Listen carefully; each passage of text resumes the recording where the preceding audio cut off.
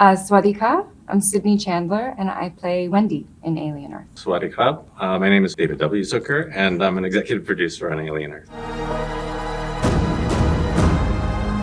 Thailand was, in many ways, the ideal location for Noah's vision for Alien Earth. Sort of projected a future that's our setting when the Earth is wetter, when the Earth is hotter, and an environment that cinematically hasn't really been portrayed in film and television for the scope and scale that we desire for this series. Yeah, I've never been able to, well, I've been in Thailand now, but I was blown away. I mean, it was really, one of the most beautiful things was all of the cast, showed up at the same time, and we all got to experience this place for the first time together. And just the warmth of this culture and this community, everyone that worked on this project was just so kind, so hardworking, so respectful and funny. And I miss all of them. So it was a dream. It was an adventure. But one of the ambitions of each of the film's stories was to bring these creatures back to Earth. And so in undertaking a long-form television treatment of that became sort of the entry point and the departure point for Noah's idea, which is a pretty thrilling one, to not only bring this science vessel to Earth, not just with the xenomorph, but with other creatures that there are some sort of nefarious intentions with. And the other sort of central part of it is the Wendy character, another sort of distinctive female and sort of the character in the tradition of some very formidable leading ladies across the series, but one who's quite different, both in terms of her youthful origin, but also in being a hybrid up against some quite questionable sort of human overlords, and in opposition or perhaps in alignment with synths and with cyborgs. It's many different dimensions and to the fundamental theme of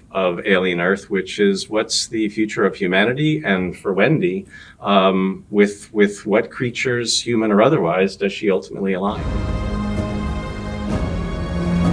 Yeah, it was amazing. And then being able to read the first 3 scripts, Wendy just jumped off the page for me. I could hear her and feel her right when I started reading, which is very rare for me. And I felt like she was telling me, go try and get this role. And yeah, I'm just really blessed.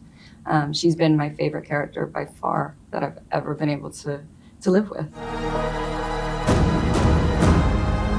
We have synths, who are all machine. You have cyborgs, who are men or women first, and then they get cool parts put on their bodies. And then a hybrid, Wendy, one of a kind, is kind of the first try at immortality. And it's, Wendy specifically is a 12-year-old mind, consciousness, placed into a synthetic body. And I feel like what the original film did for me is it starts to ask questions. It gives the audience questions, and it doesn't spoon feed answers.